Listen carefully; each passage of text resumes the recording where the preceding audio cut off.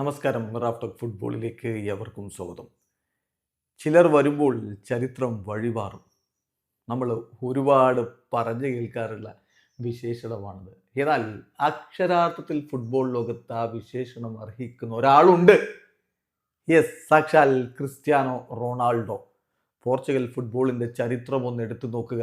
CR7 മുമ്പ് എന്ത് സംഭവിച്ചു, CR7 വന്നതിന് ശേഷം വിത്ത് CR7 എന്ത് സംഭവിച്ചു, നമ്മൾ നോക്കുകയാണ്. Portugal before Ronaldo only qualified for 3 world cups. 3 world കപ്പുകൾക്കാണ് അവർ ക്വാളിഫിക്കേഷൻ നേടിയിട്ടുണ്ടായിരുന്നത്. Only qualified for 3 euro cups.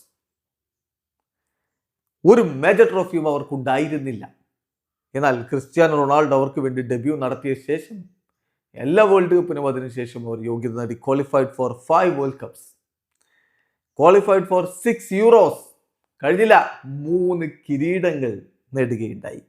Euro cup നേടി 2016, 2019 ഇതാ 2025 യുവേഫ നേഷൻസ് ലീഗും നേടിയിരിക്കുന്നു. യെസ്, അതാണ് പറഞ്ഞത്, ചിലർ വരുമ്പോൾ ചരിത്രം വഴിമാറുമെന്ന്. ദേശീയ ടീമിനായിട്ട് കിരീടം ഉയർത്തുന്നതിനെ കുറിച്ച് ക്രിസ്ത്യാനോ ഇന്നലെ കളിക്ക് ശേഷം പറഞ്ഞു നോക്കുക.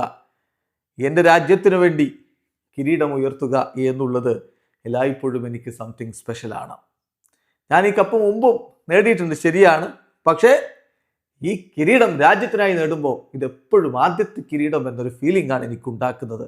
നിങ്ങൾക്കറിയാമോ ഞാൻ എത്രത്തോളം എക്സൈറ്റഡ് ആണ്, ഇവിടെ എത്രത്തോളം എക്സൈറ്റഡ് ആയിട്ടാണ് നിൽക്കുന്നത് എന്ന്. യെസ്, അതാണ് CR7 ഒരു ഹങ്കർ. ഇനിയും ഒരുപാട് നേടണം എന്നുള്ള ആവേശത്തിൽ തന്നെയാണ് അദ്ദേഹം മുന്നോട്ട് പോയിക്കൊണ്ടിരിക്കുന്നത്.